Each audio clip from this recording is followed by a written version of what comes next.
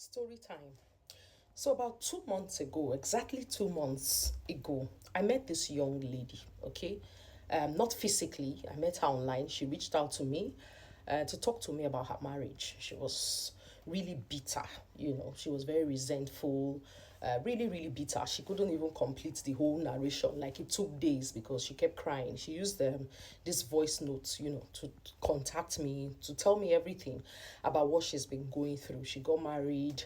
At first, it was like, oh, she got married to the love of her life. Then, somewhere along the line, she started having issues with her husband.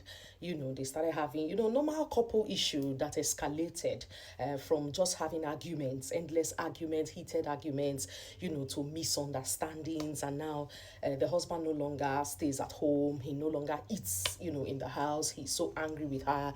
And, and she started saying that, that the man is cheating on her because the man started avoiding her in bed. Like, he's no longer interested the way he normally comes back, wants to cuddle, wants to have intercourse with her. And so it's been a couple of months and she didn't even know who to reach out to, who to talk to, until she bumped into my page, according to her, and she started following me, seeing some of my posts, and she thought to reach out to me. So when she did, that was about 2 months ago, she told me her story. What I could tell her, I asked her a couple of questions. Do you love him? Do you think he loves you? Yes. Okay. So asked her a couple of questions, their foundation, their history, and all of that, and what led to this. And she too was very sincere to open up to say, oh yes, she took some things for granted as well. That some of the things she's seeing me right today, she never knew about that. Like, she felt that if she has opinions or she has ways things should be done, they must be done that way. And so she will push and push and push, and those things normally infuriate her husband. And so the husband would just be upset and say, no, I'm your husband, and she heard something on social media that when a man is saying, I'm the head of this home, I'm your husband, I'm a man, it means that the man is not man enough. And so she used to tell him that you are not man enough. Why must you tell me you are a man? And all of that. And all of these things just kind of escalated and got to the point where they are now, that the man completely cut her off. She's in the house, living with the man, the children, but she's empty. She feels neglected, she feels abandoned, she feels alone, and all of that. And she narrated all of that to me. So I told her, all right, that's fine. It's so sad, it's painful that sometimes, we get here. But I made her to understand that you are not alone.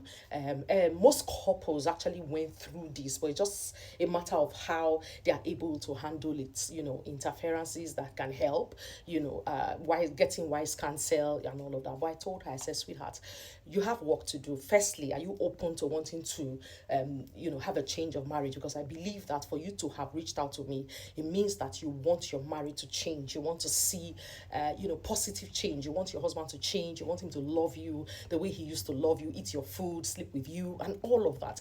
She said, yes. I said, good. So if there's a will, definitely there will be a way, right?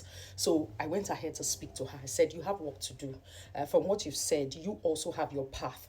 I'm not saying your husband does not have his part, the role he played, to make the marriage get to where it is, but you also played, a major part to where you are today.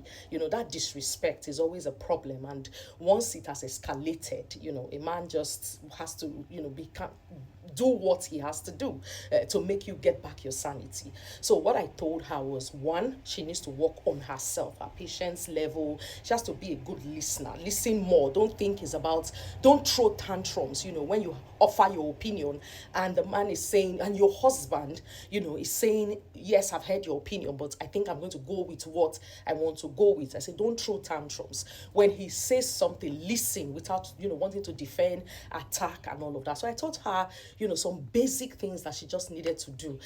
These were not things that were too difficult. If you have, humbleness of heart and you have a teachable spirit, you will want to learn. So I spoke to her extensively and I encouraged her. I told her not to give up. That it's not over until it's over. Don't give up since you still want to be in the marriage. And so I started working with her. She looks, into my videos, attends my live session classes, and all of that. And you know what happened? About 2 weeks ago, she called me. Something happened. Of course, I taught her again how to pray. Even though she said she doesn't know how to pray when she's angry, I said, yes, that's the attack. That's how the devil enters your home. That's what he does. He first tells you that, oh, look, when you're not happy, you don't have to pray. And that's that's what he does to break you away from the person or the God who is supposed to be strengthening you. So it breaks you away, breaks that communication off, and is able to attack that marriage. So I told her, go back to God in prayer. Pray while working on yourself and leave God to handle your husband. She went ahead and prayed. 2 weeks ago, she called me. She said, Ma, you won't believe what happened. I said, what happened? Because for the last 2 weeks, we've actually not connected until yesterday when she put a call through to me. So 2 weeks ago, she told me something. She said, something happened. I said, what happened? She said, she was just praying. She was just crying, in the presence of God, praying, crying, that she doesn't want all of this, that she has tried to adjust, but the husband doesn't seem to adjust. The husband doesn't even seem to have noticed anything, any of the changes that she has effected in her life. And she was just crying. She was just begging God that she loves her husband. She doesn't want her home to break and all of that. And her husband bumped into the prayer that she didn't even realize the husband had come in. Because the husband would naturally stay out late with his friends and all of that. But I don't know, for some reasons, he came back earlier this particular day and opened the door and was just listening to her. And the husband started crying.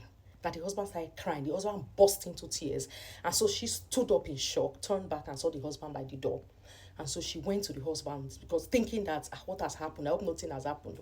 And the husband now told her that he heard everything and that he's very sorry. He didn't mean to hurt her. He feels so bad. Gave her a hug, promised her there and then that their marriage, he's going to start working on his marriage. That he didn't know that she herself wanted the marriage to work. He thought that, the way she was behaving, she was done and all of that. That was why he started doing what he was doing, but hugged her and told her that moving forward, he's going to do his best. He's going to be the best husband, best father, best everything. And she was just narrating everything to me that you won't believe it, that today, that the husband has changed. That yes, it's been 2 weeks, but she can tell me that there's a lot of changes, but she too, she's trying to also do her best so that they don't go back to where they are coming from. You see, this testimony is the reason I will remain on this space until Jesus says it's okay. You see, this testimony is the reason I will keep lending my voice to women who are in marriage, women who are going to marriage, and women who want to remain in marriage. You see, this testimony made my day. I told her, I said, sweetheart, you can do it. Marriage is work. You need to put in the work. If you put in the work, you will see the results. I hope this also ministers to someone.